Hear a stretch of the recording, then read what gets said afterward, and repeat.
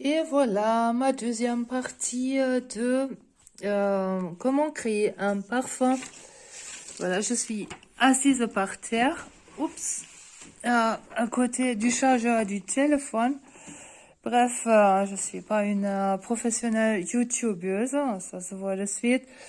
Donc, ce qui est important de dire, moi, je utilise les huiles essentielles parce que je n'ai pas acquis aux autres, aux huiles qui sont juste aux préparations pour la parfumerie, qui sont, elles, synthétiques ou soit issues des huiles essentielles pas terminées, c'est-à-dire ils n'ont pas attendu jusqu'à ce que toutes les molécules sortent. Par exemple, il n'y a pas les molécules qui sont sinon photosensibilisantes et j'en passe. Sinon, il y a aussi la possibilité de tout réinventer par des chimies, hein, les chimistes qui font créer les mêmes molécules qui sont contenues dans les plantes, mais ils omettent celles qui sont néfastes pour la peau. Néanmoins, un parfum, normalement, on ne se le met pas sur la peau, mais bref, tout le monde le fait.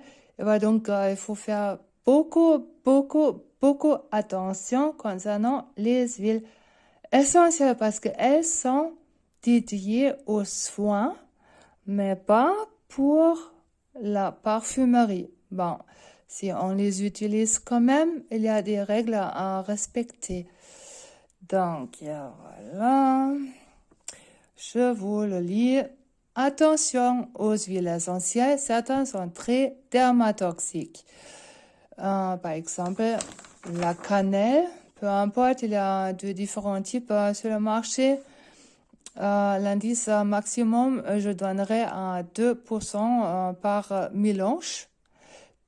Donc, si vous mettez 100% liquide alcoolique ou liquide huileuse, vous y mettez que 2% de l'huile essentielle à la cannelle ou voire moins si vous avez encore une autre huile essentielle qui est aussi irritante que c'est le cas avec la cannelle, en sachant que la cannelle elle est quand même une des huiles essentielles plus irritantes.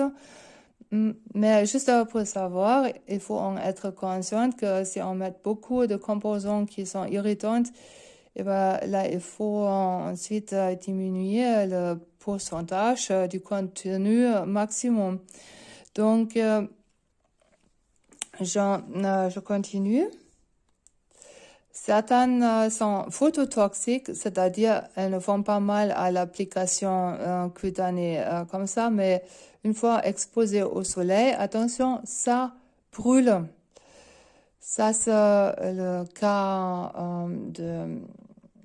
par exemple, la verveine ou le lemongrass.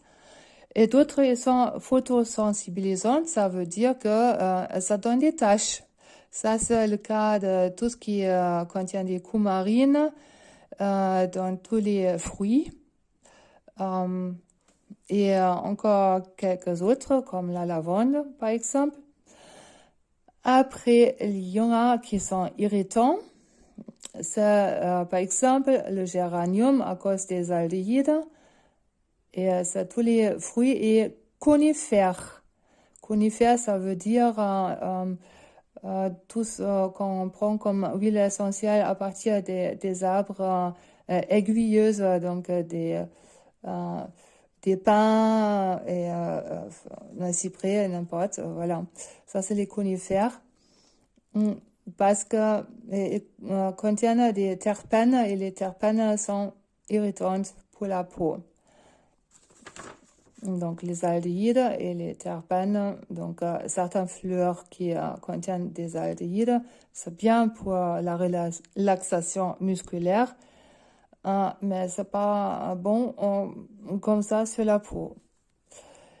Bon, ensuite, il y a d'autres qui sont allergisantes ou peuvent le devenir si on expose leurs molécules au soleil et on les laisse oxyder. C'est le cas avec les lavandes. Bon, ensuite, on a maintenant les doses proposées. Les doses maximum en huile essentielle, si on fait des parfums, donc on va pas disperser le corps entier, je recommanderais 5%. Mais en certains cas, on peut augmenter, mais il faut faire beaucoup attention à ça. Déjà, en première ligne, il faut demander au vendeur sur l'application de son huile essentielle qu'il vend concernant tout ce qui est parfum, crème, etc.